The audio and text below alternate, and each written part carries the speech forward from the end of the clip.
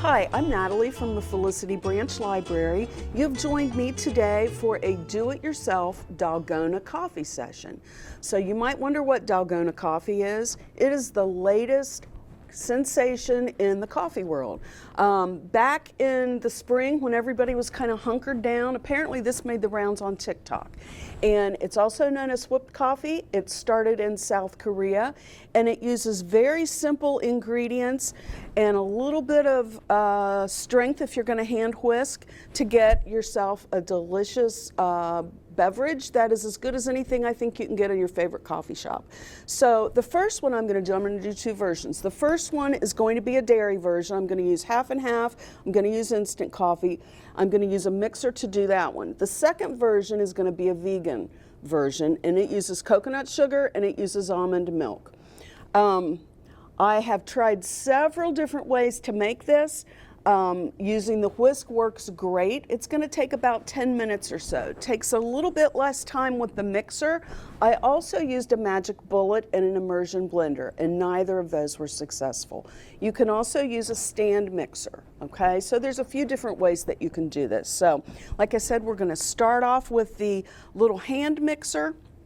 And I'm going to do just the regular. One thing you want to make sure is that you use instant coffee. So you don't want to just use ground coffee because of the way that it's formulated. The ground coffee is not going to break down in the liquid. You have to use the instant.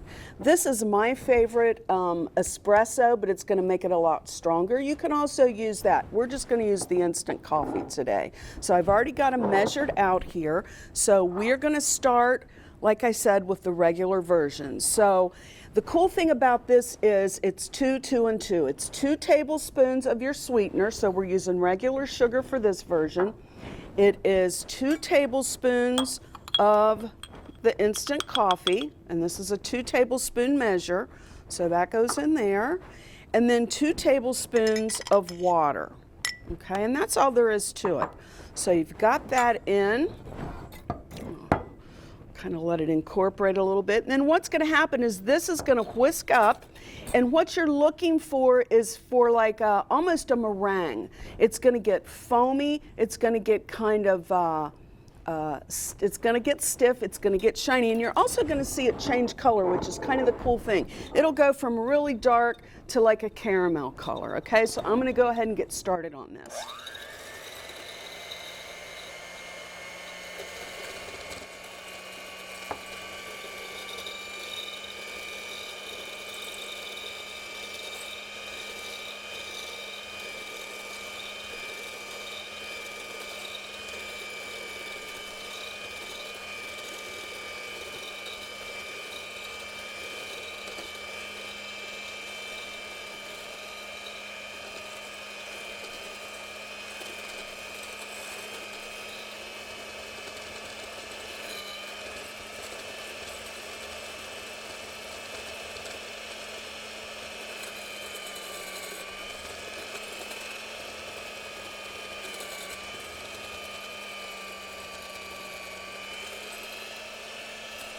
So I'm going to stop it for a minute. So when I'm at home, I'm not so worried about maybe flinging a little bit of coffee around. I don't want to do that here, but you can already see that it's starting to thicken up, okay? Starting to thicken up, and I'm going to whip this some more because it needs to be a whole lot foamier and stiff than that.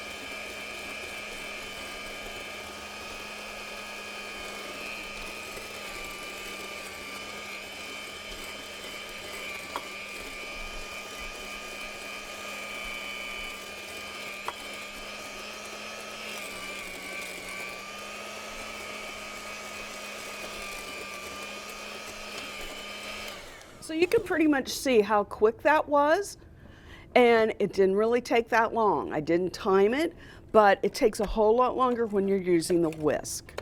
Okay, so you can see how much lighter it is in color. So to me, you can see how it's stiffened up. That's perfectly fine. So what you're going to want to do is, I brought half and half because I do love my half and half. You can use milk.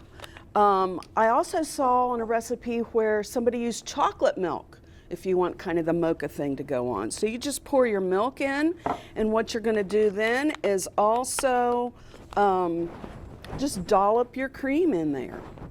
It's a pretty simple little trick.